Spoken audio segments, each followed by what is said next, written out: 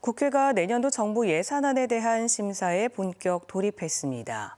지난해보다 5조 원 넘게 삭감된 정부 출연 연구기관 등에 대한 연구개발, R&D 예산안 증액 여부가 최대 관심인데요. 윤석열 대통령이 최근 대덕특구를 방문한 이후 정부와 여당에서도 기조 변화가 나타나 예산 복원 가능성이 조심스레 점쳐지고 있습니다. 보도에 김윤미 기자입니다. 정부가 제출한 내년도 예산안을 놓고 본격적인 심사에 들어간 국회. 지난해보다 5조 원 넘게 삭감된 연구개발, R&D 예산안이 국정감사에 이어 다시 도마 위에 올랐습니다. 정부 예산안을 그대로 통과시킬 수 없다고 앞서 여러 차례 강조해온 더불어민주당은 졸속으로 삭감된 예산을 복원해야 한다고 거듭 목소리를 높였습니다. 불과 2달 만에 그렇게 하는데 그게 제대로 됐겠습니까? 빈대 잡으려다가 초가삼간 태우는 격이 되어서는 절대 안 되지 않겠습니까?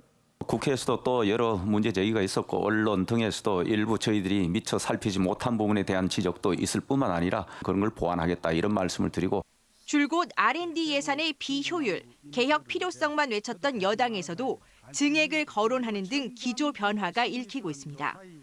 최근 대덕특구 50주년 기념식에 참석한 윤석열 대통령이 일부 R&D 예산 확대 방침을 밝힌 데 따른 영향으로 풀이됩니다.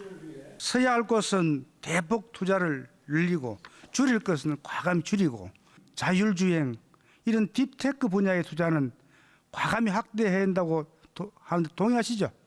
실제 국민의힘은 젊은 연구자들의 처우 개선 등을 위한 예산 증액을 정부에 요청하기로 했고 민주당도 늦었지만 다행이라고 반겼습니다.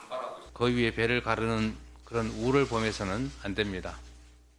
국가의 미래를 좌우할 R&D 예산은 어려울 때일수록 오히려 늘려야 한다는 점을 직시하고 과학기술계는 단순히 예산 복원에서 나아가 마구잡이 삭감 사태가 재발하지 않도록 대책이 마련돼야 한다고 강조합니다.